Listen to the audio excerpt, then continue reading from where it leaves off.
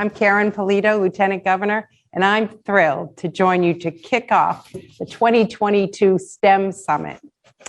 This year, our summit is taking place in a hybrid format with a combination of exciting in-person and virtual events all across our Commonwealth for students, educators, and employers to see themselves in STEM once again this year. I'd like to thank the Massachusetts STEM Advisory Council, as well as my STEM Advisory Council co-chairs for all of their incredible support and hard work to help make today a huge success. Thank you, Congressman Jake Auchincloss, and thank you, Vertex Pharmaceuticals Executive, our friend, Chairman Dr. Jeff Leiden. It has been a privilege to partner with both of you on critical STEM initiatives all across our state. I'd also like to thank the Massachusetts Business Roundtable and our employer partners participating in today's summit. We are grateful for your commitment to building a robust talent pipeline here in our Commonwealth. I'd also like to thank the University of Massachusetts Donahue Institute and our educational institutions who have committed time, resources, and programming to ensure that students from every corner of our Commonwealth have access to STEM learning opportunities. In Massachusetts, we are committed to doing all that we can in order to inspire a STEM start and open the doors early to hands-on, in-demand education and employment in industries like life sciences, technology, engineering, and math. Our hope is that today, through the panel discussions, the demonstrations, and skills learning and more, we will encourage students to get involved with STEM education and begin building the foundational skills required for STEM success. As our economy continues to recover from COVID-19, it will be crucial for young people to develop the hands-on technical skills that local employers need to grow their businesses. While Massachusetts leads the nation in so many ways and with our STEM industries, including life sciences, advanced manufacturing, and more, now more than ever, we need to bolster connections between the business community and students pursuing STEM curriculum to ensure that all students are ready for careers that are growing right here in our Commonwealth. Massachusetts has more demand for STEM jobs than almost any other state. Approximately 21% of the total Massachusetts workforce is employed in a STEM industry, compared to a national average of 14%. And STEM jobs are expected to account for 40% of total employment in the Commonwealth by 2028. It's imperative that we build on the STEM momentum we have here in Massachusetts and meet the demand of our STEM economy. Since taking office, our administration has made significant strides in its efforts to close the skills, opportunity, and workforce gaps that have persisted in STEM education and industries, often preventing girls, low-income, and students of color from accessing the STEM learning they need and deserve. We are developing and expanding programs in high schools that give students rigorous college-level courses in STEM subjects through early college and career pathway programs.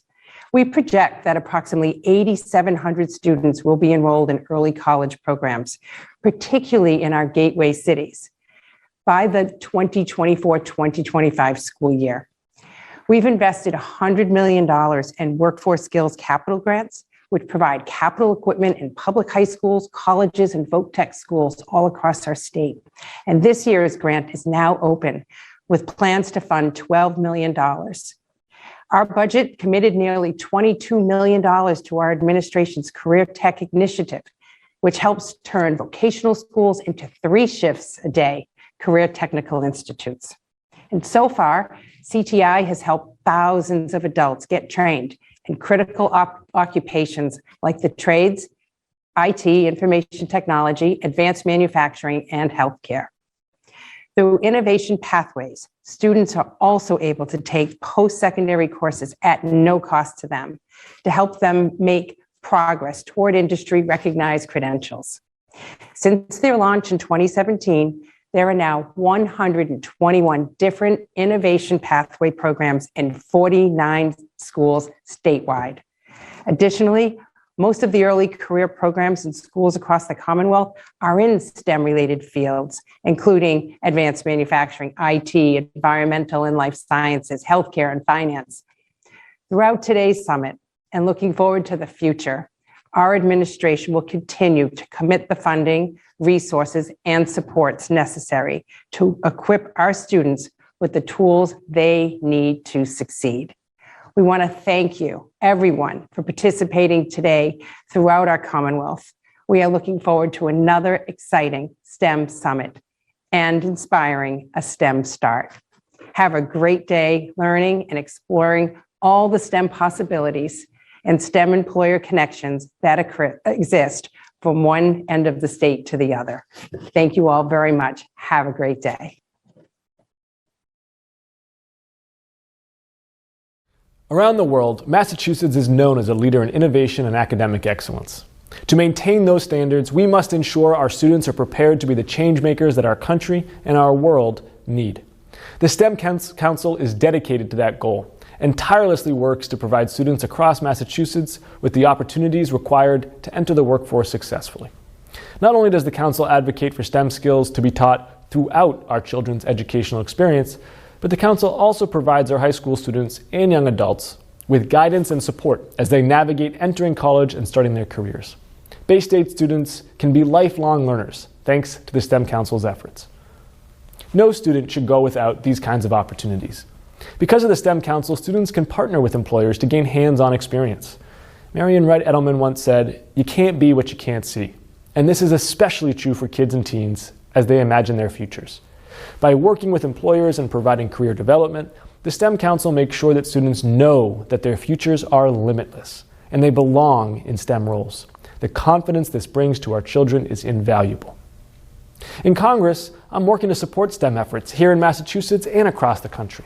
Last spring, I signed on to a letter requesting $250 million for competitive grants to state educational agencies that support and develop the next generation of STEM and computer science educators, especially those teachers in high need and rural school districts. Our educators need to be as prepared as possible to support the next generation of innovators, and I am committed to continuing to fund those efforts. I also requested $46 million for the STAR-based program. Through the Department of Defense, this program worked with fifth graders to explore careers and see STEM applications in the real world. STAR-based works with students historically underrepresented in STEM. Opportunities should not be predetermined by zip code, gender, or the color of your skin. I am working to make sure that all students have tools that they need to be prepared for our changing workforce.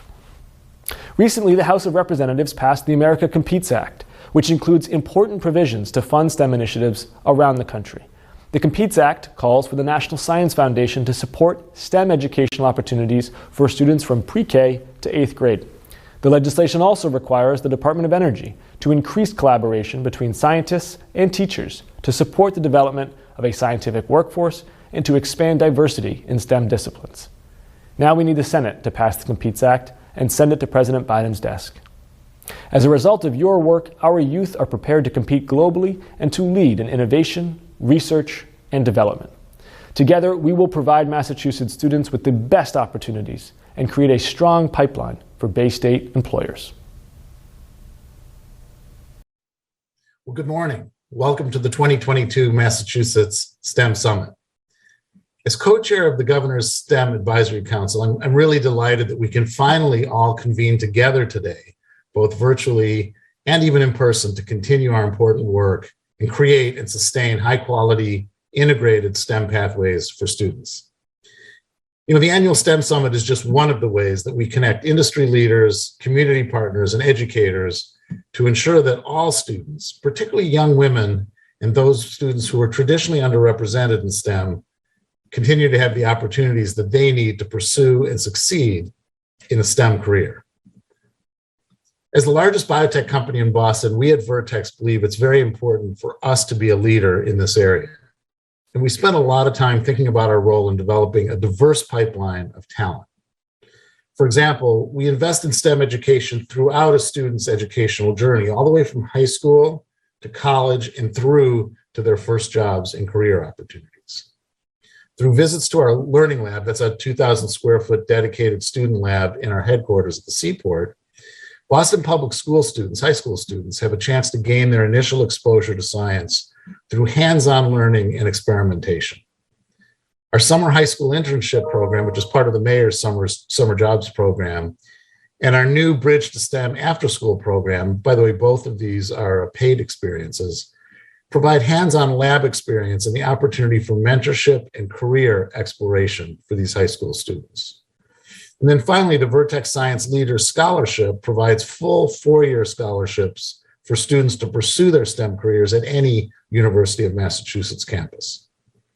Along the way, we also partner with community organizations like Bottom Line, who provide mentorship and support for these students as they further their educations and prepare to enter the workforce.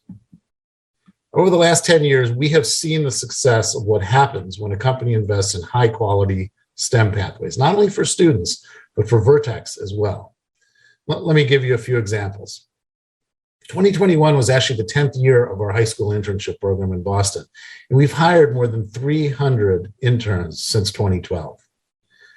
Over 1,500 Vertexians, that's what we call Vertex employees, have volunteered in our learning lab to share their scientific expertise along with their career perspectives and advice for these students.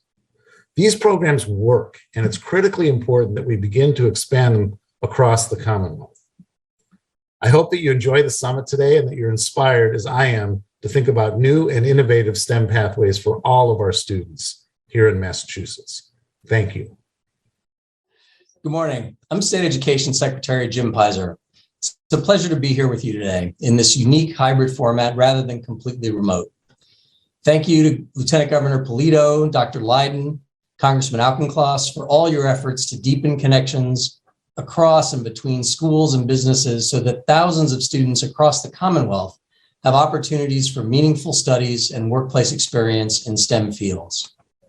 Strengthening and expanding STEM and career technical education has been a central theme of the Baker-Polito administration since day one.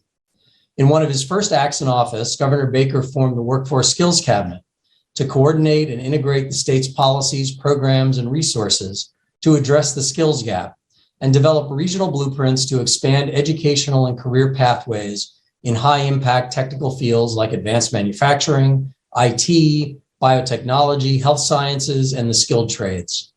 Using these blueprints, we set out to invest strategically in expanding career technical programs and developing new early career innovation pathways, while at the same time investing over $100 million to upgrade equipment and expand capacity in high-demand STEM programs.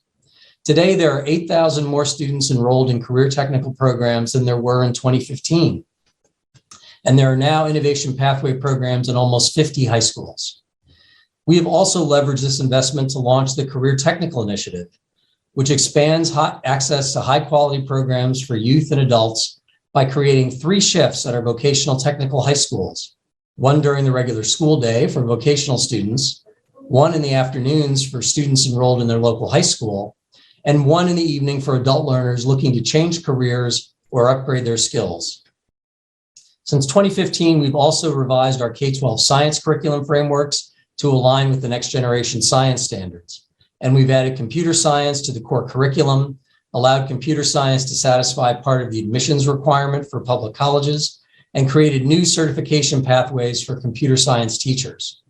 And last year, the number of high schools offering AP computer science courses increased by over 25%.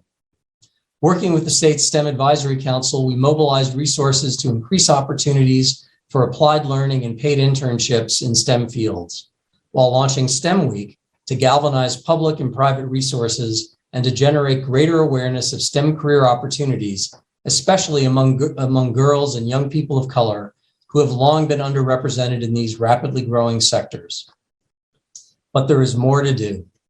Some students may not see themselves working as a researcher in a laboratory or an engineer in a high-tech company, but those aren't the only places where STEM is found. From manufacturing and finance to agriculture and healthcare, STEM is truly everywhere. We have to make sure that more students understand that STEM is a broad field with exciting opportunities in almost every industry, at every level, and in every part of the Commonwealth. We have to continue working to make sure all students have access to a high-quality STEM education throughout their pre-K through 12th grade experience. And equally important, we need to shift the focus of STEM education to provide more opportunities for applied learning, both in classrooms and through work-based learning experiences. STEM learning can be incredibly active and even fun. So we need to encourage our schools and colleges to deepen their focus on giving our students the chance to put their STEM knowledge to use in the real world through internships and other hands-on settings. That's what we mean when we talk about inspiring a STEM start and see yourself in STEM. Behind my desk is the front page of the New York Times from the day after the first moon landing. I quite literally grew up in the space age, and watching launches and splashdowns was a vital part of my youth. Those dramatic events, televised live, often in my elementary school classroom, generated an excitement about STEM that seemed universal. But as you know, the faces of Mercury, Gemini, and Apollo were all white and all male. With the development of the space shuttle program, we were finally able to see brave pathbreakers like Sally Ride, Guy Bluford, Ron McNair, Ellison Onizuka, Kalpana Chawla, Michael Anderson, and of course, Krista McAuliffe. Open the doors of space to all Americans and underscore the importance of space as a place of science, commercial activity, and international collaboration, not just adventure or Cold War competition. Of course, STEM is about much more than space, but that broad public excitement that the space program provided has unfortunately lost some of its resonance over the years. We need to develop experiences and relationships that can revive that sense of excitement and in discovery and learning that space exploration generated 60 years ago. We need to highlight new role models and create new opportunities for educational pathways, work-based learning, and mentorships to inspire a diverse cross-section of young people to make a start in STEM. Most young people have an innate sense of wonder about science and about understanding how things work and how to make things. Unfortunately, as they get older, many of them lose that natural fascination in what we now call STEM. Today's summit and the work of the STEM Council all year round is to make sure the next generation of potential scientists, engineers, manufacturing technicians, medical professionals, and software designers don't give up on STEM. Thank you very much.